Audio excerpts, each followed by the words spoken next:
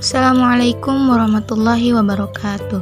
Kami dari kelompok 2 akan menjelaskan tentang landasan dan kurikulum di sekolah.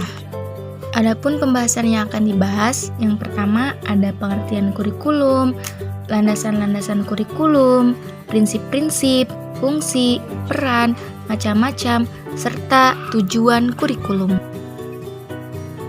Pertama yaitu pengertian kurikulum. Kurikulum merupakan salah satu komponen yang memiliki peran penting dalam sistem pendidikan, sebab dalam kurikulum bukan hanya dirumuskan tentang tujuan yang harus dicapai sehingga memperjelas arah pendidikan, akan tetapi juga memberikan pemahaman tentang pengalaman belajar yang harus dimiliki setiap siswa.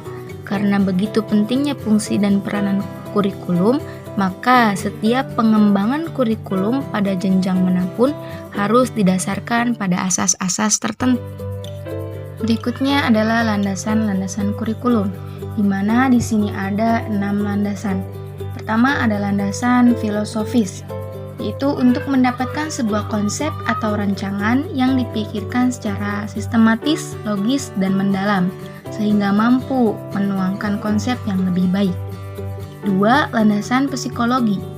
Kondisi psikologi merupakan karakteristik psikofisik seseorang sebagai individu yang dinyatakan dalam berbagai bentuk perilaku dalam interaksi dengan lingkungannya. Ketiga, landasan sosiologi. Sebagai upaya perubahan dalam menanggapi berbagai perkembangan dalam masyarakat. Keempat, ada landasan ilmu dan teknologi. Karena pesatnya perkembangan iptek, secara otomatis akan mempengaruhi pola pikir masyarakat berkembang dalam setiap aspek kehidupan. 5. Ada landasan historis, yaitu berkaitan dengan formula program-program sekolah pada waktu lampau yang masih hidup sampai sekarang atau yang pengaruhnya masih berat pada kurikulum saat ini.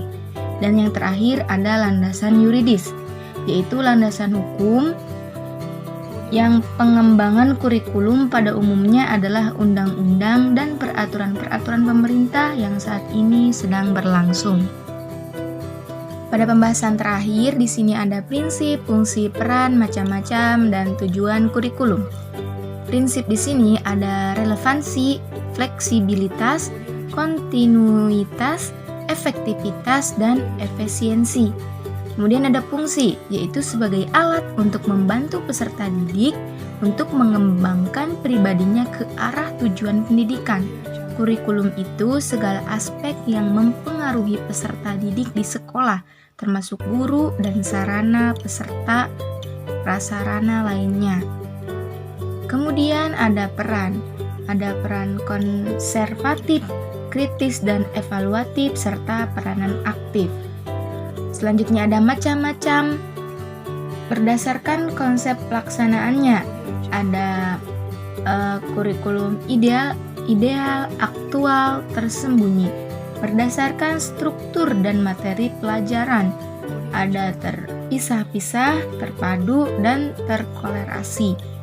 Terakhir berdasarkan pengembangan dan kegunaan, ada nasional, ada negara bagian, dan sekolah.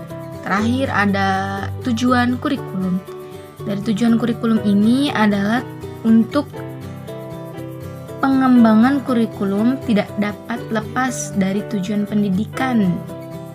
Sebab kurikulum merupakan ujung tombak ideal dan revisi misi dan tujuan pendidikan sebuah bangsa. Ya, sekian yang dapat kami sampaikan, kurang dan kurangnya mohon dimaafkan. Wallahul muwaffiq ila aqwamit thoriq. Wassalamualaikum warahmatullahi wabarakatuh.